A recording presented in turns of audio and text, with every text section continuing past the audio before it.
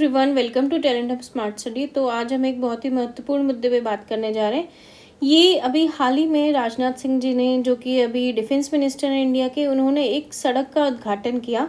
तो उस सड़क की वजह से एक विवाद चल रहा है, उसके बारे में हम बात करते हैं। तो ये जो सड़क है ये मानसरोवर, कैलाश मानसरोवर एक धार्मिक स्थल है जिसे जो हिंदू मान्यता वाले लोग हैं वो उसको मानते हैं और काफ़ी ज़्यादा आस्था रखते हैं, तो वहाँ पे जाते हैं।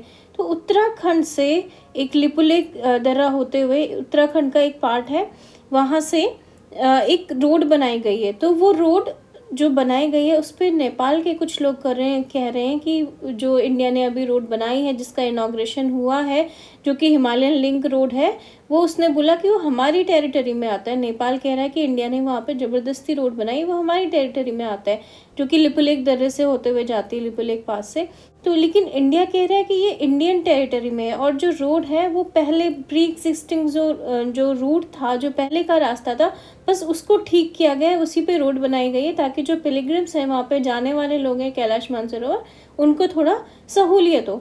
तो इंडिया कह रहा है उसी रोड को ठीक किया गया है और हमने नेपाल की टेरिटरी में रोड नहीं बनाई है। लेकिन नेपाल कह रहा है कि वो जो हिस्सा है वो हमारा है जहाँ पे इंडिया ने रोड बनाई है। तो इस वजह से एक विवाद चल रहा है और इसी से जुड़े हुआ है एक पार्ट जिसका नाम है, एक संधि, एक ट्रूस, जिसका नाम है सुगौली की संधि। तो आज हम बात करने जा रहे हैं सुगौली की संधि पे, जो कि बहुत ज़्यादा इम्पॉर्टेंट है। और जैसा कि आप लोगों को पता है ये अभी करंट टॉपिक है, तो इसके अगर आप कोई कॉम्पिटिटिव एग्जाम देंगे तो उसमें आने के बहुत ज़्यादा चांसेस हैं। तो सुगौली की संधि की जो शुरुआत है वो शुरू हुई, एक्चुअली एक युद्ध चल रहा था जो कि 2 साल तक चला। नेपाल में जो गोरखा लोग हैं और ब्रिटिश, उस टाइम पे इंडिया में ब्रिटिश शासन था, ये करीब 1813-14 की बात है। तो उस टाइम पे युद्ध चल रहा था नेपाल के जो गोरखा हैं और ईस्ट इंडिया कंपनी यानी कि ब्रिटिश लोगों के बीच में युद्ध चला था, जो कि 2 साल तक चला। तो इसी युद्ध के ख़त्म होने के बाद ये संधि साइन की गई थी, ये जो कि साइन की गई थी 2 दिसंबर 1815 को। इस डेट को आप नोट कर लीजिए। तो ये संधि साइन हुई थी ईस्ट इंडिया कंपनी और किंग ऑफ नेपाल के बीच में। 2 दिसंबर 1815 को ये संधि पे साइन हुआ था और 4 मार्च 1816 को इसका अनुमोदन किया गया था। तो नेपाल की साइड से जिसने साइन किया था वो थे राजगुरु गजराज मिश्रा और ब्रिटिश के साइड से थे लेफ्टिनेंट कर्नल पेरिस ब्रैडशॉ। तो इन्होंने साइन किया।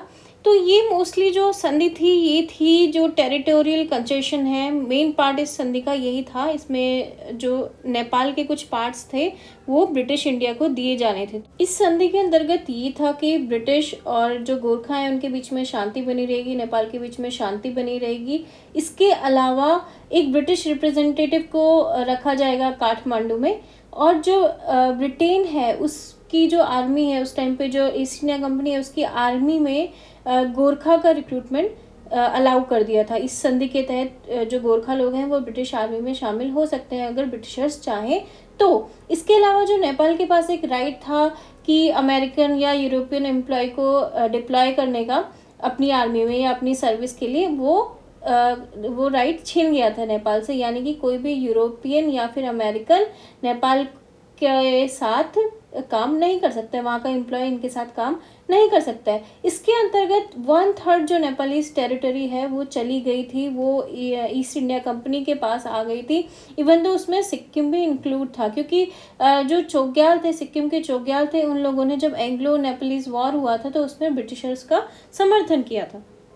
इस संधि के अंतर्गत जो काली नदी है, जो कि उत्तराखंड में पड़ती है, पिथौरागढ़ डिस्ट्रिक्ट में, तो जो काली नदी है उसके जो वेस्ट की टेरिटरी है, जैसे कुमाऊं है, गढ़वाल है, ये ब्रिटिश शासन के अंतर्गत आ गया। इसके अलावा सतलज के वेस्ट की कुछ टेरिटरी जैसे कि कांगड़ा, वो भी ब्रिटिश शासन के अंतर्गत आ गया। कुछ तराई का रीजन था जो कि नेपाल के पास था पहले, वो भी ब्रिटिशर्स के अंतर्गत आ गया इस संधि के तहत, सुगौली की संधि के तहत।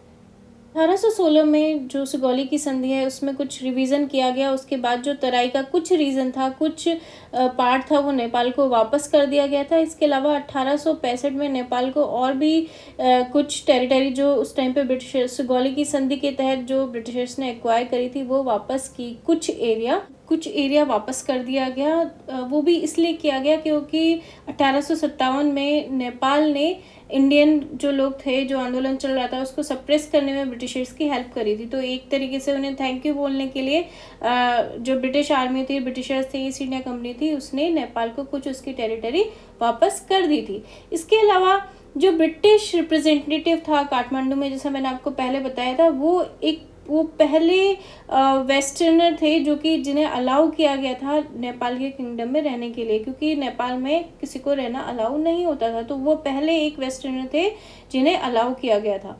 इसके अलावा जो फर्स्ट रिप्रेजेंटेटिव थे नेपाल में, वो थे एडवर्ड गार्डर।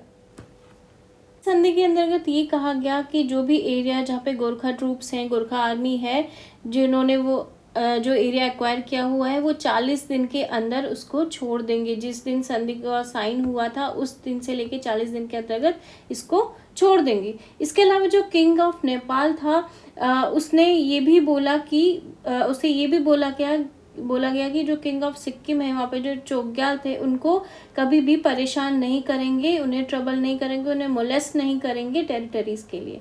तो इसके अलावा और भी कुछ इंपॉर्टेंट बातें थी इस संधि की, जो मैं आपको बताती हूँ कि नेपाल के जो प्रमुख लोग थे, या फिर जैसे आप कह सकते हैं कि जिन्हें भरदार भी बोला जाता था, तो जो नेपाल के प्रमुख लोग थे, उन सबको ईस्ट इंडिया कंपनी ने कहा जिसकी ज़मीन हमने ली है या जिनकी टेरिटरी ब्रिटिशर्स के अंतर्गत आ गई है, उन सबको 2 लाख रुपये प्रतिवर्ष पेंशन के रूप में ईस्ट इंडिया कंपनी देगी। नेपाल के राजा, उनके वारिस और उत्तराधिकारी सबको कहा गया कि काली नदी के पश्चिम में स्थित जितने भी राज्य हैं, उन राज्यों पे अपने दावों का वो परित्याग करेंगे, क्योंकि वो राज्य, जैसा कि मैंने आपको बताया कि काली नदी के जो वेस्ट का जो पार्ट था, जो पश्चिम का पार्ट था, जैसे कि कुमाऊं हो गया, गढ़वाल हो गया, वो अब ब्रिटिश शासन के अंतर्गत में आ गया था। तो वहाँ पे जो भी राज्य थे उन पे इनका कोई भी दावा नहीं रहेगा, कोई भी अधिकार नहीं रहेगा, उनका ये परित्याग करेंगे।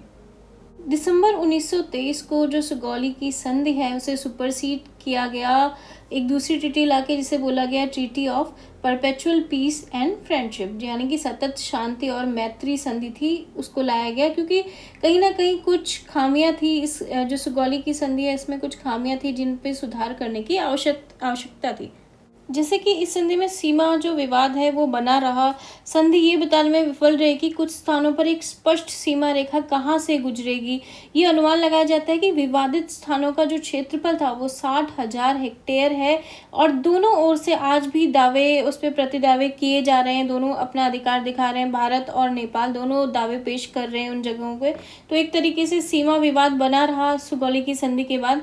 आज भी नेपाल भारत की सीमा रेखा के 54 स्थानों पर अतिक्रमण और विवाद है। मतलब दोनों 54 प्लेसेस ऐसे हैं, 54 प्लेसेस ऐसे हैं जिस पे विवाद चल रहा है नेपाल और भारत के बीच में।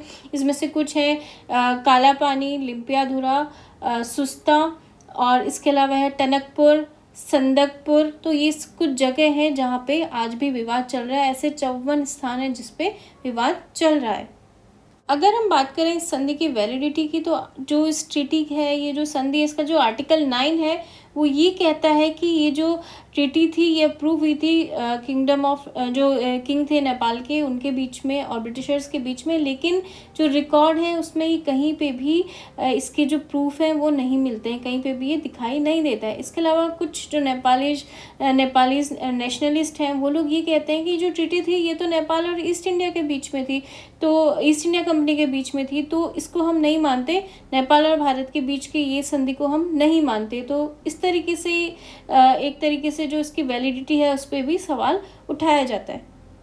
तो ये था सुगौली की संधि के बारे में मेरा वीडियो। आपको ये वीडियो कैसा लगा प्लीज़ मुझे कमेंट बॉक्स पे लिख के ज़रूर बताइएगा, और अगर आपकी कोई क्वेरीज हो तो आप उसे ज़रूर पूछिएगा। And thanks for watching this video. Thank you.